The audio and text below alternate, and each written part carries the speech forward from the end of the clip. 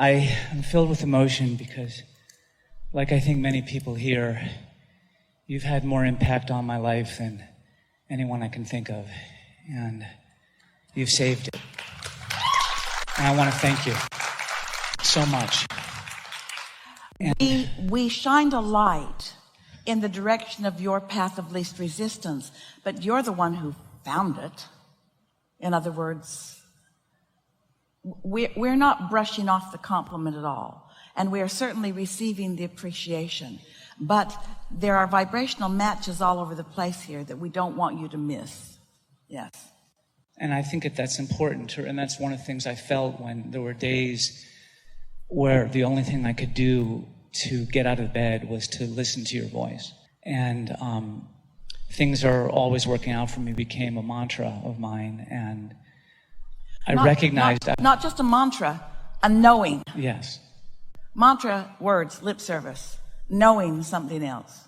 Yes.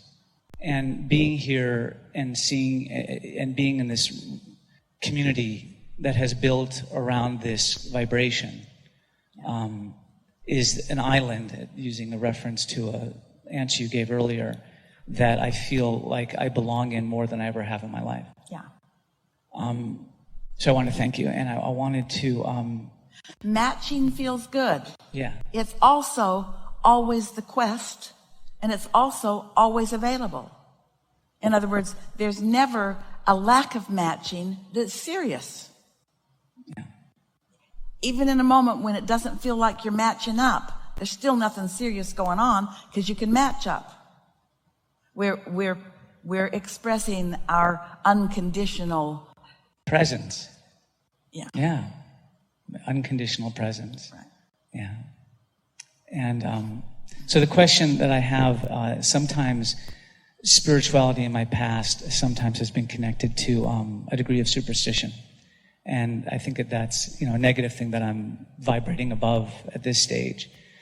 But something that you've said before has stuck with me, which is the idea when you talk about momentum, when you're really in momentum, and you use the analogy, which is interesting because we were in San Francisco, and you use the analogy of the car at the top of the hill, and how if it's the very top, you can stop it, but if it's all the way, if it's got once momentum, it gets going, you're not going to stop it with your body.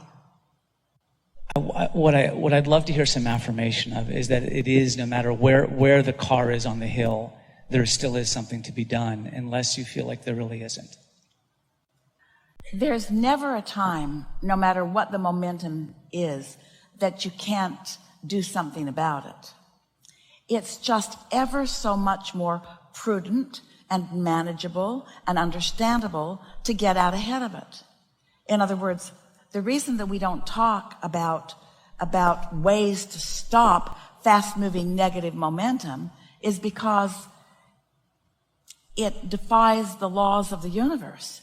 In other words, in the analogy that we offer, you may be aware of it, we've been offering it since Esther stood at the top of one of those San Francisco streets.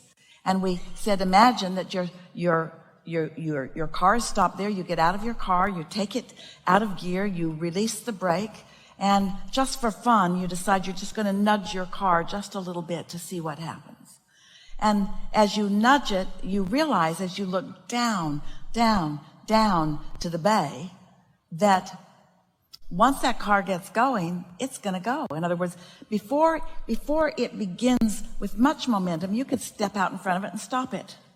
But if it gets underway, you're not going to stop it. It's going to mow you down.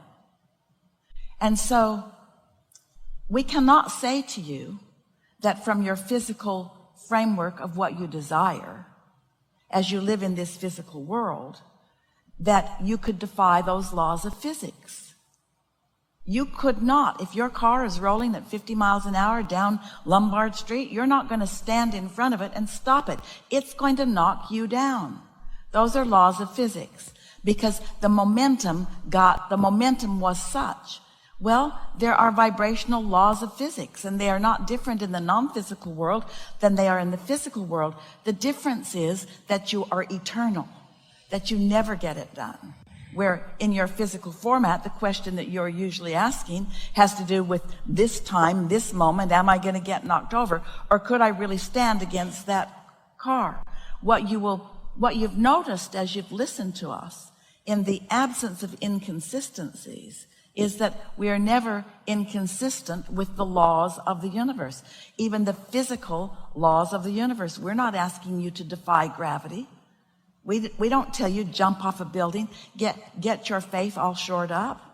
We don't tell you when you find that car off at the side of the road that's on fire to stop and meditate with them. We encourage you to get the fire extinguisher out. In other words, and so what exactly is it that you're asking of us? What I'm asking is, I feel as though I have some momentum of when I first started my career as a writer, I believed I could do anything, and I did. They can't hear you. When I first began my career as a writer, I believed I could do anything, and I did.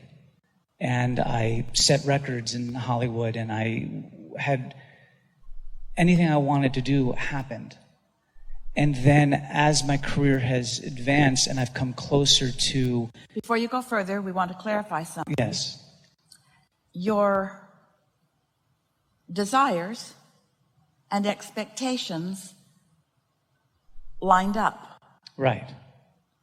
My desires, and I think that reality or the what is infected my process, or I allowed it to infect my process to the point where I have 11 times come within a hair's breadth of having a series ordered and, $100 million budgets aligned, and everything was lined up, and it hasn't happened. And I've started to believe that that's my story now, or that the what is has... But let's, rather than talk about the details of your experience, which has a certain trending to it that isn't serving you. Right. Instead, let's talk about the laws of the universe and the elements of those laws of the universe. And let's just acknowledge together, we just did, but let's go back and start there again, that in those early days, your desires and expectations were not far apart. In fact, you were able to mesh them together, and that's why you felt invincible and for a period of time were. Because there was no separation between your desire and your expectation, or your desire and your beliefs. You were trending in the direction of your desire. Or better said, more accurately said, the trending of your desire was so dominant, nothing else played a factor in the process. Exactly. All right, so now you watch what you want to call the real world, and you learn how the sausage is made. And you get too smart for your own good, and you practice and adopt limitations that aren't your own. They're limitations that others have experienced, that others are regurgitating, so you began believing that in a stronger way. So those beliefs got disproportionately stronger, while your desire got disproportionately weaker. Right. And that's the momentum that I'm concerned about, and that's the momentum I want to be able to stand. But understanding the laws of the universe, and keeping yourself, just for sake of this conversation, separate from the reality of what happened or what is happening, and just focusing upon the laws, could you not say, at one time I wanted and I believed the same, and then I wanted and believed in opposition, but I could easily go back to wanting and believing the same, because it's just a choice. It's not like there is a reality that compels you to think that way. All there was a loud boom that caused you to focus over there, but you didn't need to. You have the discipline to stay focused in the direction of your desire. I do, and I believe that. I feel as though I feel there's some conflict, though, with that metaphor because I feel like I'm halfway down the hill and the car's coming down, and so for me to turn it around... Just get out of the car. Just get out of the car? Just get out of the car and get on a different hill. And get Just on get a on a hill different that's not, don't put yourself in a precarious position to begin with. I see. So what's happening is I'm picking the belief that is not serving me. And as why opposed would you to, do that? You would do that because you're wanting to prove something, because in competition that's what you do, because there's a belief in overcoming things that you're wanting. In other words, it's just a whole bunch of human trending that isn't real and isn't true and doesn't have anything to do with you, that you've just focused on.